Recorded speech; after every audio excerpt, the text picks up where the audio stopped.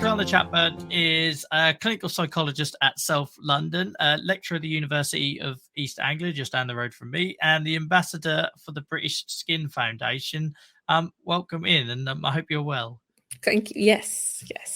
I think I'm going to cook like a pumpkin soup and just kind of get cozy because it's just feeling so autumnal and dark and yeah, it really is. It's just like I'm now walking my dog at night, like dark, morning and night, and that's depressing.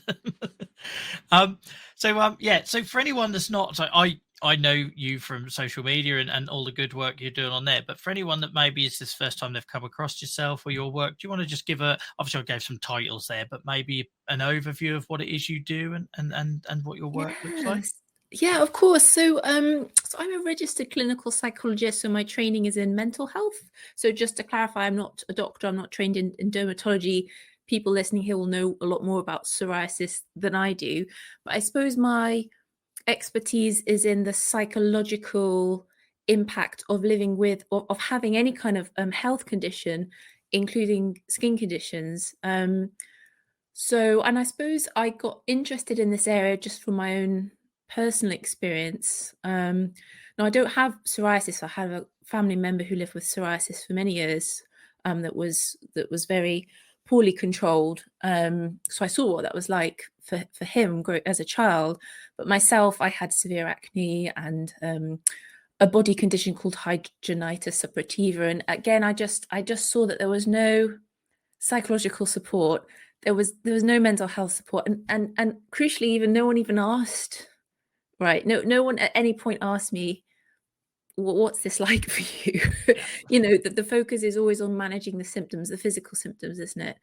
And that kind of really shocked me. And I trained as a clinical psychologist and just thought, you know what, I think there's a huge area of unmet need among people with skin disease. So I've ended up, I'm mainly a researcher, but I have this small private clinic, which it's in central London.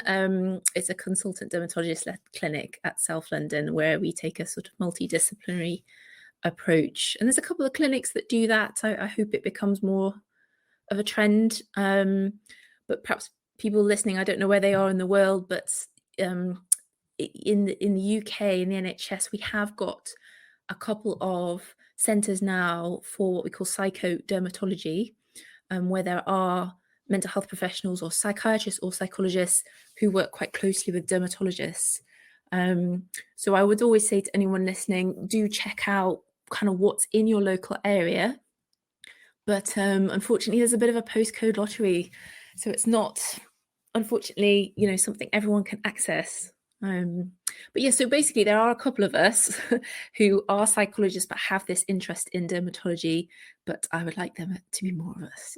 Yes, and that's a really important point you make about them things being out there, because as somebody that went most of their life living with chronic pain, only to discover such a thing as a pain management clinic was 3 miles down the road from where I live, and nobody had ever mentioned it, and it totally changed my life, changed the way I thought about managing my condition.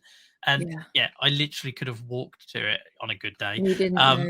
and didn't know. And that's just so, isn't that so frustrating that's it. I mean, so I have colleagues who are specialist pain psychologists, and I know how valuable that service is, and what I like about that service is it's truly multidisciplinary. So you might know yourself, like you might see a psychologist, you might also see a physiotherapist and an occupational therapist, and but like you say, if no one's even thought to mention it, because in your GP appointment or dermatology appointment, time is so tight, the question hasn't even been asked, so you haven't even had the chance to know it's an option. And this is why patient advocacy, and I think the work you do is so important, because it's kind of giving people that kind of power and that knowledge so that in their next healthcare appointment, they can say, right, I think this might be my area. What am I eligible for? What can you refer me for? Yeah. And like I say, that multidisciplinary approach, it completely changed the way I went about my advocacy, because up until that point I was still very much in that mindset of like, keep taking your pills and keep, doing it, and sort of like it being a one-way relationship. Yeah. And then you suddenly go to somewhere like a pain management clinic, and it sounds like the spaces you operate in around skin and that is similar, where okay, I've got an OT in the room, I've got a physio in the room, and it isn't just any physio, it's a pain specialist physio, and you've got this psychologist, and all these people are lined up, and they're all in the same place, and it was like, wow, I've now seen the future, and now I've seen that and had that experience. It's really hard to then go back to the sort of traditional model, 100%. and and so in terms of like on go back to like the skin side of things, was it your sort of lived experience, did that play a part in you going into that sort of line of work?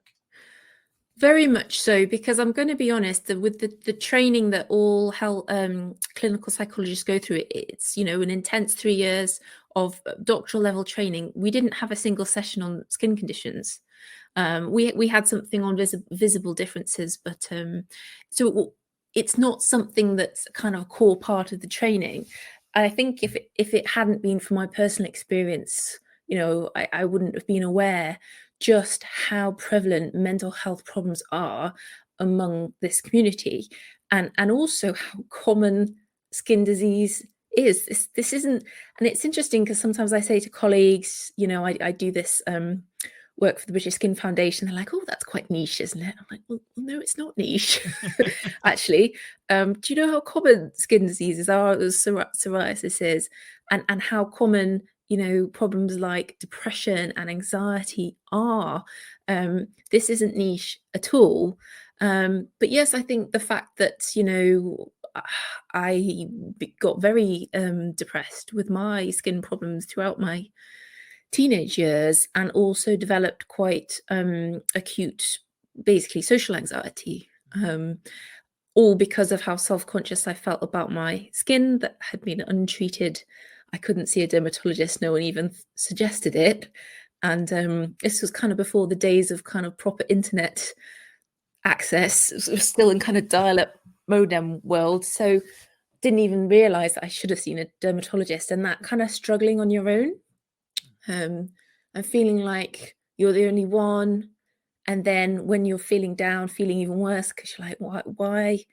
Maybe I'm not strong enough, maybe I'm weak. And then you get comments like, oh, it's just a few spots, why are you so bothered? So the kind of stigma that you get, and the misunderstanding by the public, it just kind of really sensitized me to just how this kind of cocktail of the kind of stigma, especially for looking a little bit different, but also that people don't understand the diversity of skin problems, and it isn't just about having a few spots that that can be, and I know you talk about this yourself, less visible conditions actually that can be the most painful.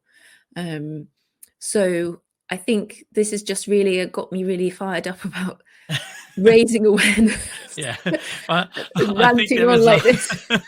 there was something I wrote which you shared, which straight away made me think, yes, we're on the same page. It was around that. I think it was something like about not excluding people based on the severity of their skin condition, or Yes. because I see it every week in my advocacy. I will have an email drop into my inbox that says, oh, we're looking for someone for a focus group or for this project. They need severe to moderate psoriasis. And I'm like, why? And I know I don't make friends by being like that, but it's just, but why? Because take the example I always give. I've got no hair. I could have one patch of psoriasis here, and that will affect me in terms of confidence and the mental impact as much as somebody that's maybe got half their torso covered, but 100%. they've got a t-shirt on. So for me, it shouldn't have to be there shouldn't be a qualifier. If it impacts you, it impacts you, but we're not asking people to find out if it does impact them. No, and I think I remember that post you wrote really vividly, and it just made me think of how difficult it is to do this kind of advocacy and awareness raising work through what is primarily visual media, right? Yeah. I'm particularly, I suppose I've concentrated more on Instagram. I kind of hate it because you've got to make, eye-catching, aesthetically pleasing content, or it doesn't get likes. The algorithm doesn't like it. Now, skin conditions aren't particularly aesthetically pleasing. You could argue, and this is a bit, I want to be a bit careful what I say, but some are perhaps arguably a little bit more aesthetic than others. Mhm. If you have a skin condition that's actively oozing or weeping or bleeding, that's not pretty. And of course, you shouldn't feel that you have to display that. And I think your post also said, also some of us have skin problems in private areas of the body that we probably get blocked from Instagram from posting. But this is the challenge, I think, of how do you in this day and age raise awareness about something that can't be nicely represented in an image, which leads us to this strange situation, like you say, of brands and organizations asking for people with marked visible difference, which kind of flies in the face of all the research. So all the research into visible differences says that, yes, there is a spectrum of severity. And yes, people with more severe or more noticeable differences can experience more stigma, 100%. However, the psychological distress that people experience is not correlated with the severity of the difference. So as you said, someone can have one patch and they could be more distressed than somebody who's living with considerable difference. And certainly I think there's something more anecdotally I've noticed about people who develop problems later in life than those who've perhaps had congenital differences or differences from a very early age and perhaps have come more to a state of acceptance with it.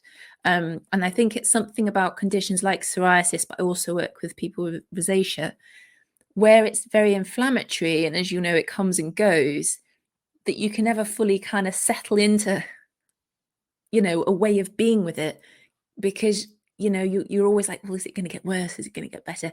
So there's that element of the uncertainty of the condition, which again, I just think isn't being factored in. And this is why I see so many people who develop problems around anxiety, is it's all about this sort of unpredictable nature of this chronic disease. It's constant. Like, because I describe it of like, grieving yesterday and fearing tomorrow, because it's kind of like you are stuck in that place. And also as well, I think we feel a lot of pressure with skin conditions for things to be bad when we're being seen. Like, you can guarantee if I get an appointment finally with, it's like currently in the UK is a 70-week wait list for referral to dermatology. You can guarantee when that date comes around, I'm going to have very little to show, and the pressure that puts on the patient, and it shouldn't. We shouldn't be fearing things being well controlled for fear that where they're not going to get the support for when it isn't. Does that make sense? Yeah, 100%. And certainly I've heard my colleague who's a consultant dermatologist say the same thing. People come in and they're like, oh, it's typical. This is the best day I've had in months. So I would say dermatologists are very aware of that, and it doesn't by any stretch invalidate the difficult experience you've gone through. And I suppose this is where having smartphones and documenting your skin actually can be so helpful. Really can. And that feels like one area where the whole smartphone and app approach could really work, because like, with the work I do, I see a little bit of what's coming down the line, and it feels like there's going to be 101 apps sort of put on patients. And sort of my question is, does it add to the patient's burden? Because if I'm having to do lots of stuff, is it adding to my burden? And two, there's times like when my arthritis is well controlled, I don't want to think about it. I just want to get on with living. But I think with skin, that's a bit different. I think because for something that is so visible and it fluid and changes a lot, then that could almost help us identify, triggers and issues, and because there might be certain times of the year it's worse for me, and I maybe haven't twigged that. So it's an interesting point on the phones. And I like that idea of kind of self-monitoring. So whether that is an app or a diary or a journal, journals are very popular at the moment. Because often, like you say, there's things that are, with our skin completely largely out of our control. Sometimes there was a trigger and you would think, oh, maybe with hindsight I wouldn't, but most of the time it is out of our control. But what we might notice if we kind of start diarizing things is noticing, are there things that we're doing that are maybe kind of worsening our reaction to the flare up? So, a classic thing, right, when we feel a bit low is that we, and all humans do this, we tend to reduce our activity. So Yeah. we're like, oh, I can't face seeing my friends tonight. I'm going to cancel those plans. I'm going to stay in. I'm going to eat junk food. I'm going to watch Netflix. Look, no shame. Sometimes you need to do that. But what can happen when we get stuck is that we just do that, right, for days and days.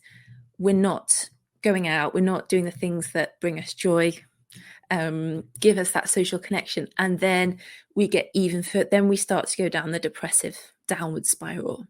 So yes, the original trigger might be the flare up, but sometimes we do things or we don't do things that then kind of exacerbate it.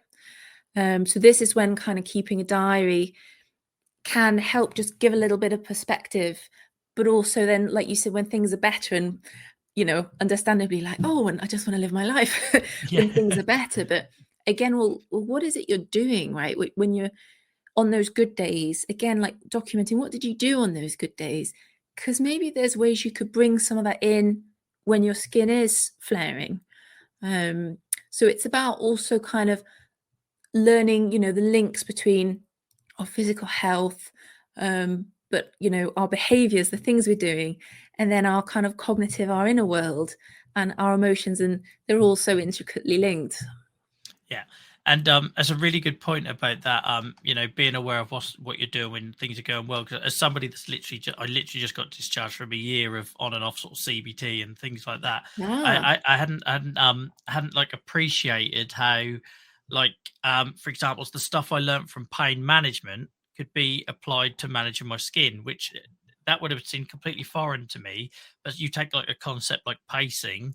I was thinking of that very much about like a physical thing, but I was also doing it almost like mental, emotional thing. So if I was yeah, off sick, I was punishing myself and not doing anything. I'd cancel doing this sort of activity.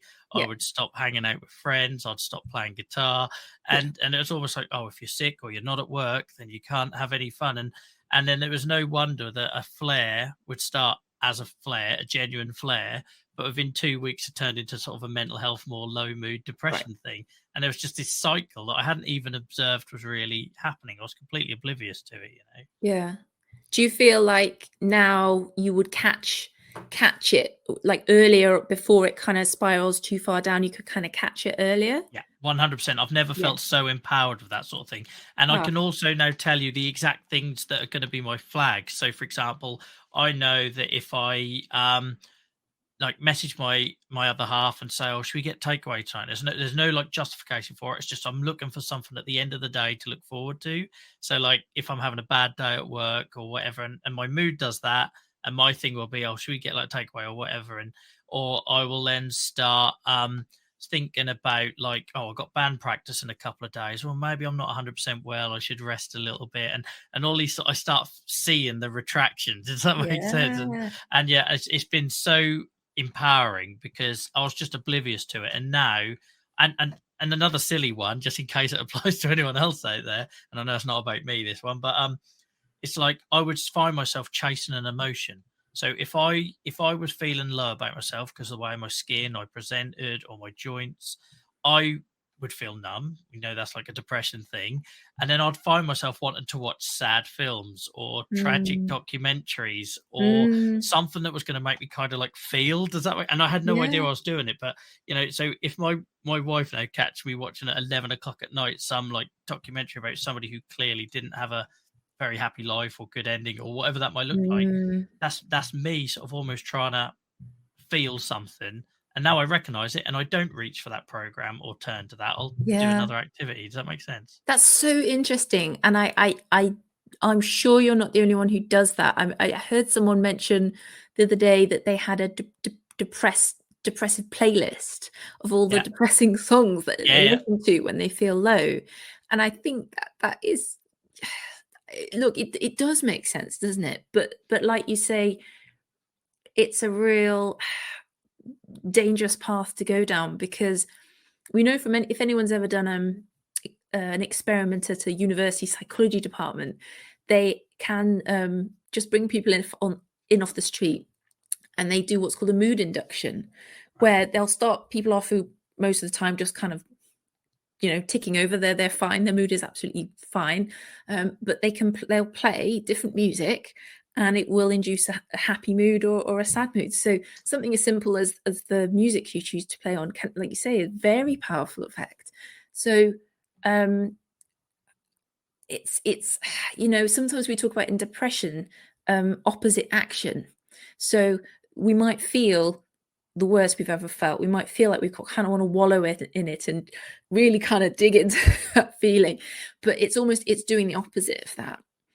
Putting on something that uplifts you, even though you might feel completely disconnected from that, can actually be very, very powerful. And also, I'd really encourage people to think about it. It doesn't just have to be, whether it's music or seeing people, doing some physical activity. Now, I'm not saying go to the gym or go to a boot camp, but something as straightforward as if you're completely slumped on the sofa and kind of going down that spiral, could you do like 10 star jumps or something?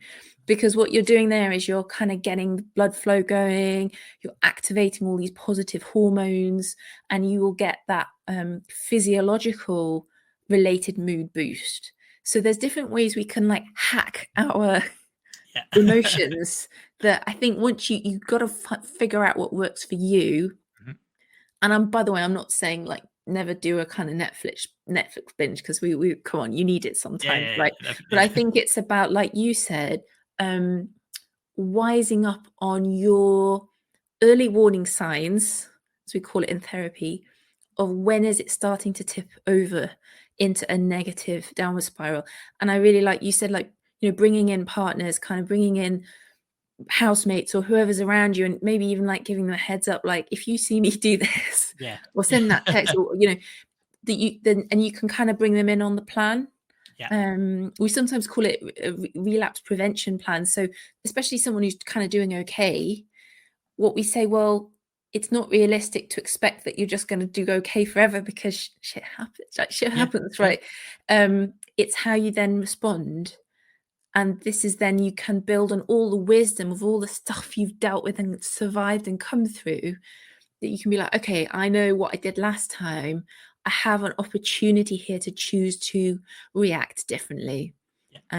So I think you use the word kind of empowering. It's actually, I've got choices in this moment that maybe it felt like before I was powerless. Yeah, totally. And I think that how important you said there about like communicating to other people, so like that peer support. And I know I'm going to champion that, that's what I do, but like I've even involved our own community here in that. So like some of the guys in the audience or listening to this or in our Discord server, they will know if I cancel my streams that week that I'm not good, and I'll now get all these DMs from these wonderful, amazing people that we just met from having these conversations. He'll know, are you okay? And like my wife will be the first to say, do it. You won't want to do it. You don't feel like doing it, but you know you'll be better off for it.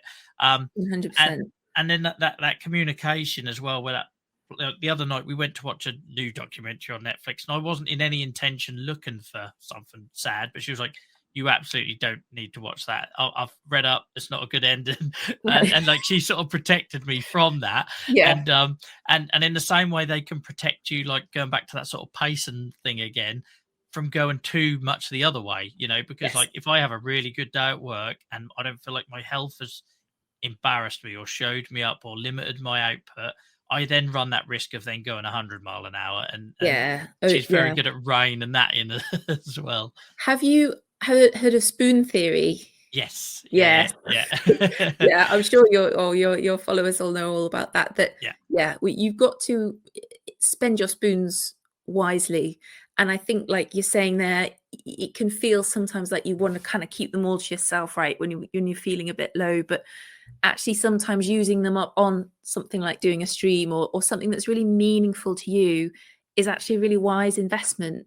And then maybe it does mean you have to stay in bed for a day or cancel some other things, but you did that thing that really was most meaningful to you and gives you the most joy and satisfaction. And I think we have to live our lives right. And it's like you say, it's about balance and getting that balance. And I think a lot of it is trial and error, as well. So we have to be kind to ourselves. If we do, use too many spoons and we have a blowout, and that we don't beat ourselves up about that.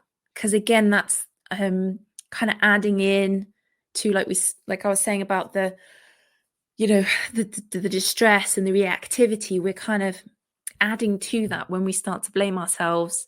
Oh, if only, and then sometimes we even react to that by going like, oh, why am I complaining when there's like people starving, and we feel guilty, and we feel angry. And there's a fantastic psychologist called Russ Harris who talks about this idea called the struggle switch, Right.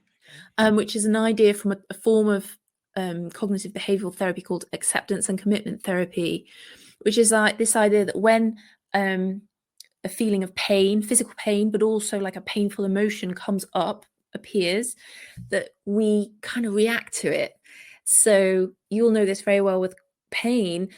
We kind of want to resist it. We kind of want to fight it. We tense, like physically, we often tense around it, but also kind of mentally, we're like, we're really resisting it. And then we're getting all this like guilt and anger and, beating ourselves up about it. And that's the struggle switch that we've switched on.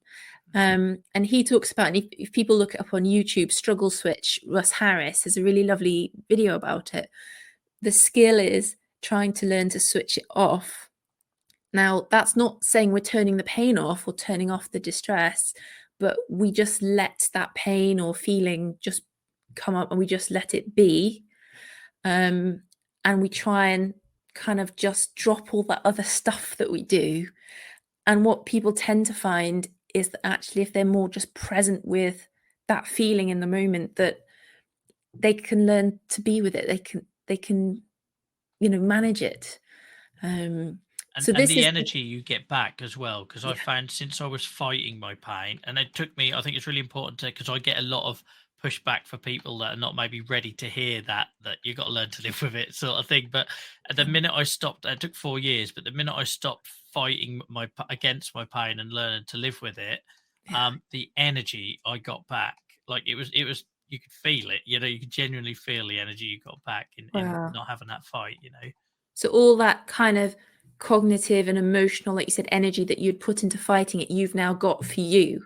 Yes. Yeah. Well, and that's why I've picked up a bass again and started Yeah. doing more with this sort of show format and all Yeah. those sort of things, because it was just like I spent so long either worrying about where it came from and what the cause was, who was to blame, what I did wrong, all these sort of things. And that's one of the things where, so I've been doing, I think it's called something like level 3 CBT over the last sort of 6 months, 8 Yes. months.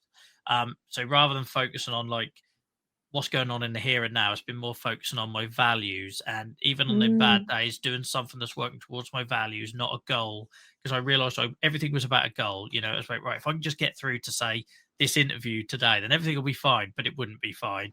And Yeah. so now I'm doing the bigger picture stuff. And since I started that approach and stopped, rather than looking for that blame, but rather than almost like acknowledging it, that's the sort of one thing I've learned. So I'll get up in the morning, something hurts like bad, like, yep, thanks for telling me that hurts, but Yeah. nothing I can do about it, let's move on, and Yeah. almost like thanking it and move on. And then Yeah. that really worked for me. But it surprised me. I didn't, if you'd have told me beforehand, I wouldn't have believed you that could have had such an Yes. impact.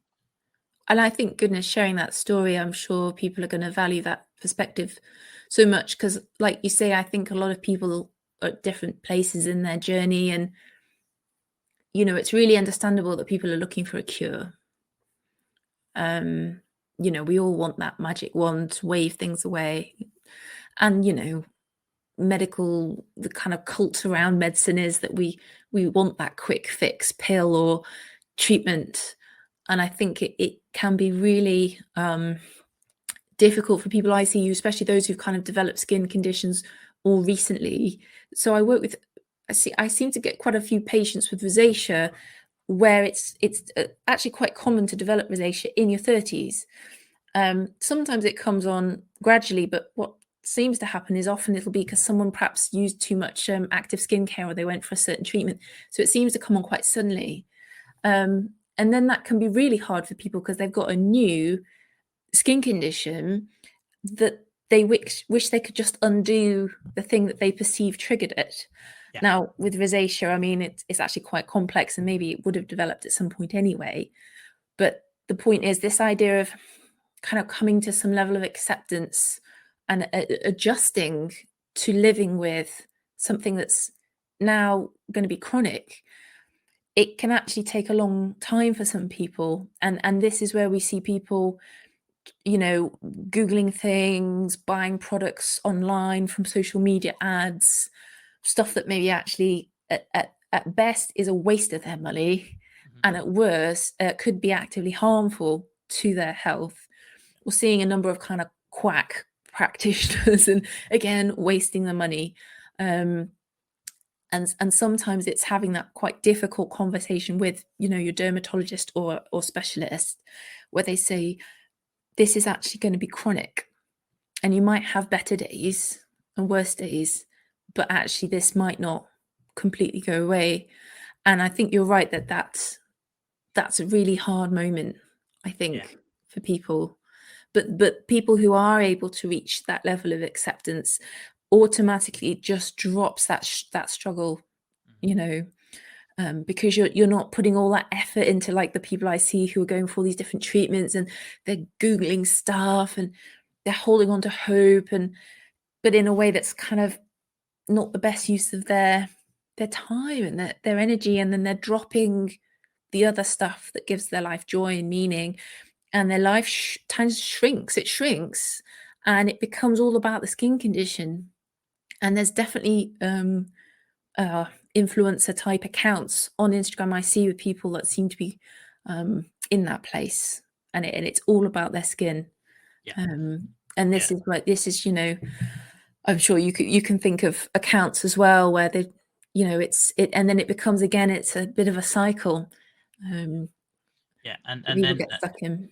and also, like, you get them extremes, I find, as well, where so people are more for body positive and everything, but if you're like celebrating massively untreated or inflammatory disease, I always worry about the image that gives for people that are sort of newly diagnosed, and I think a lot of the blockers I had with my mental health and perception of my condition, and I know definitely because I sort of see myself almost as a collector of lived experience stories, the amount of people I speak to, it makes a real difference what people's first interaction with their dermatologist or doctor was. So, for example, someone like myself, I had juvenile idiopathic arthritis.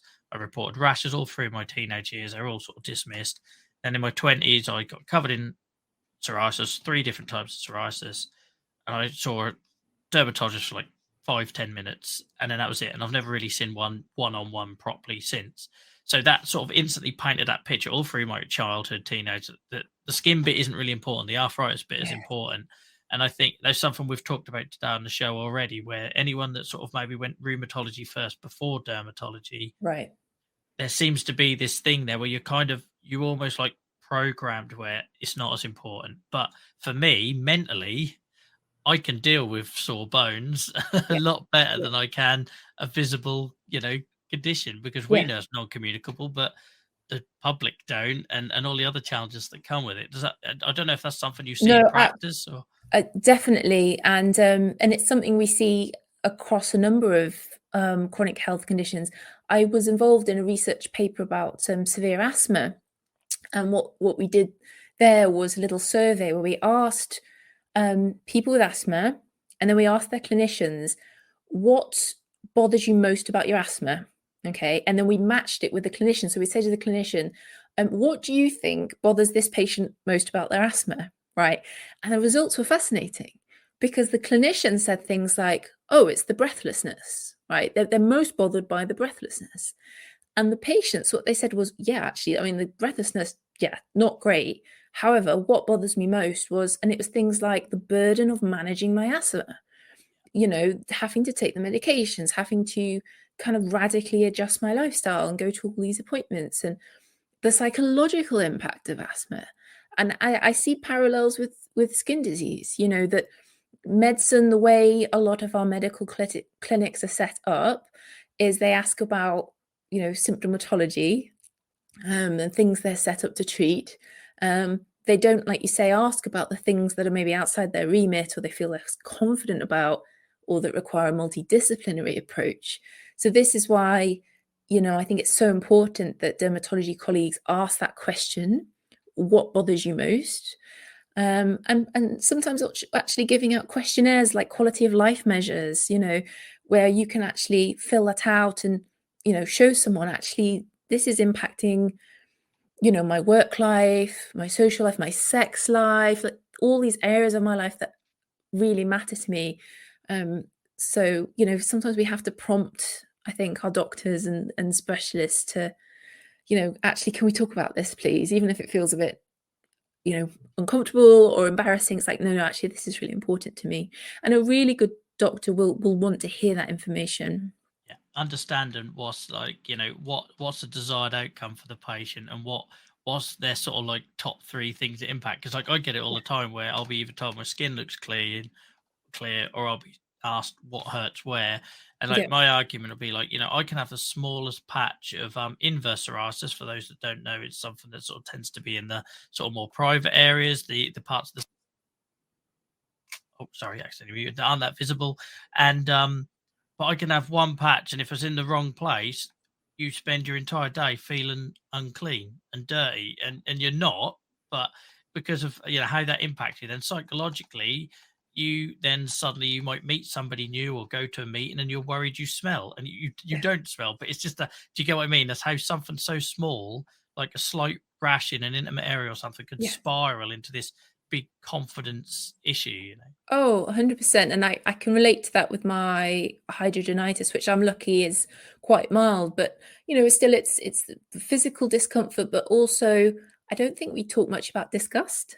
No, no. And disgust is a really primitive human response that's hardwired into it, and it's got evolutionary benefits, right? So you needed to be disgusted by rotten meat or whatever it was, otherwise it would have poisoned us. Yeah. um and and this capacity to be disgusted by our own skin and the skin of others, I think it's so kind of primeval that I think we often don't know what to do with that feeling. And it's certainly something I've struggled with. I don't know if this is a helpful tip. I honestly don't think I've ever seen this in a book, but something I've just personally found. You can tell me what you think of this. I've tried to turn disgust into curiosity. Right. So instead of being like, what's that? Yeah. It's like, okay, let's just almost like a doctor would examine it, right? So doctors, maybe on their first day of medical school, they would have had that reaction, that they would have seen so many people with various, ailments and afflictions and things over Yeah. the years. They're now just professionally curious about it. They look at it dispassionately. They can evaluate it. They can describe it, and then they can hopefully come up with a good treatment.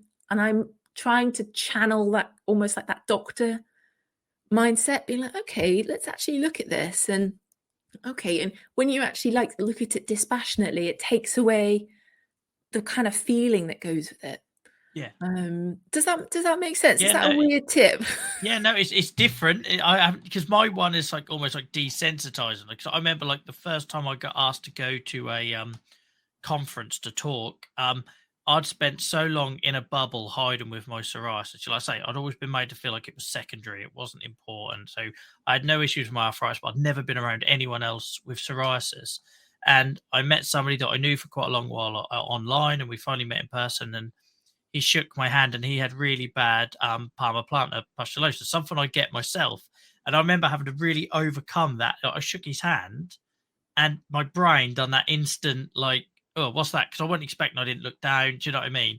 And I was really embarrassed by myself that I had to like overcome Mm, that thought. And but what I remember taking away from that is that it gave me that insight about what other people do and how it's autopilot for them. yeah, And sometimes we're quick to sort of like defend and snap back. And actually, well, no, like you say, it's quite a primeval thing where we got our or primitive, sorry, where we got our turn off that, overcome that instant thought, haven't we? yeah. And I think, like you say, even with all your kind of advocacy and all of that, the fact you still felt like that, look, it's a human response, isn't it? So we have to be kind of compassionate to ourselves, that we will notice that feeling, yes, about others, but also about ourselves. Just checking you can still hear me, because something red has popped up saying something's gone wrong, but hopefully we're okay. I can definitely hear you. After everything we've experienced today, as long as I can hear you, I'm happy to carry on. Okay. Yeah. So I guess this is what one of the tips I would have for people is that, because we are our own worst critic, right? The way we talk to ourselves, we would never talk to a loved one, you know. We beat ourselves up, we judge ourselves, like you said, like what have I done to cause this, you know, when our skin is bad, like, you know, I'm a terrible person, I don't deserve this. We talk to ourselves like a worst enemy. And like you say, you would never, if you had a friend in the same situation, you would never say that to them. And this is why I really like compassion practices, whether that is compassionate journaling, compassionate affirmations, whether it is listening to compassion meditations, where we can just remind ourselves, oh, hold on a minute, this is a legitimate moment of suffering and distress or pain. The second stage is to acknowledge that this is actually a shared human experience. I'm not alone in feeling pain, like others have struggled with this. And then the third step is just to offer ourselves some kindness and compassion in that moment. You can, you know, might feel weird for some people, but some people kind of put their hand on their heart and will just say, like, may I be well? Like, I wish myself well, you know, just offer. And that can be the hardest bit, I notice, for some people. Some people will be like, I can be as kind, and even they might be professional nurses, like, you know, they're professionally compassionate, but you ask them to do that for themselves, and it's really challenging. So yeah, I just invite people to you know, have a look on YouTube. There's lots of really lovely compassion exercises. Yeah, I can see some comments in the chat popping up as well, which is nice to see people. I was gonna make a point as well, like, and if you struggle with that, I found a bit of a hack with that. Like, I don't know if it's cheating or not, like, because there'll be times when I've tried to be, you know, my partner's always saying I'm too hard on myself and worst enemy and all this sort of thing. So what I find is now when I write things for social media, like quotes and stuff like that, I'll write what would I want people I'm advocating for to hear. And sometimes I'm writing them words and I don't quite believe it myself, because I won't allow myself to believe it. Does that make sense? So I'm like, you know, so when I say things like, there's nothing you did to cause X, Y, Z, but I'll write that because I think if I was someone talking to Joel, what would I want them to say? So even though I can't sit there and say it to myself and maybe absorb it, I can benefit by putting it out there in the world to help somebody else. And I think that's why sort of a lot of us advocate on different levels, is that kind of a situation you have no control over. You feel like you've got a little bit back by putting it out there and hoping somebody else benefits. And this is when that peer support, like you said, is just so important, that when we can't be there for ourselves and be compassionate for ourselves, that we can accept that compassion from others, which, like I said, I think a lot of us are better at accepting that than accepting the compassion from ourselves. So I just think that, you know, this is why I think the community you've built up is so wonderful, especially as, you know, just with the challenges with the NHS at the moment, the support isn't always there for people. Like you say, the appointments are so short, you know, and it's so long between appointments, or you might even not be able to access support at all. That kind of peer wisdom and collective support and encouragement, I just think it is invaluable. And I do feel that there's certain communities that there's more of that support than others. I've certainly noticed similar sort of energy in the rosacea community. But there's some of the communities I've seen online, that acne community, I'm not seeing as being such a helpful space. I'm not going to lie, with some of the content I see online. So I think, you know, all credit to people like you, Joel, who've created this community, and, like we say, spaces that don't necessarily always kind of reward or encourage it. So Yeah, that's our community is only good as the people in it. But I think that the main thing is we try to set that framework that allows, you sort of like moths to a light, you attract, what it is that you want to provide. And yeah, peer support is really important to both my partner and I, and especially like widen it beyond the patient. So we talk a lot about caregivers, because like ultimately over the last 4 years, I would have failed if it wasn't for the support of my caregivers and partner and everything. So yeah, we're trying to fill that gap, but that's getting very difficult in the current climate to keep trying to do that. I just want to, I'm conscious of time because you've given up so much of your Sunday evening with us today, and come on early as well, so kindly. I just wanted to circle back quickly before I let you go, to something you said right at the start, because I thought it really resonated. So we've had people join us all day on this World Psoriasis Day sort of special event, talking about how, they talked to me about my skin. Nobody asked me about my mental health. Nobody asked me about how I'm feeling, etc. And I think you said something very similar right at the start about your experience. And I guess, have you got any words for people out there about having that conversation? So if the way their skin condition makes them feel is a bigger issue for them than the actual skin itself, how can they maybe go about having that conversation in such limited time? You know what? I think the thing, if I could give one message, it was actually something somebody posted in response to a post I made a while ago. They said, if only I'd seen your content a couple of years ago, I would have realized that I wasn't weak for wanting some extra help. And that's really the message I would give to people, that if you're struggling, you're not weak. Okay, it's not because of any flaw or any personal defect. It's because it is objectively stressful and burdensome to live with this kind of skin condition. I see it as a form of adversity.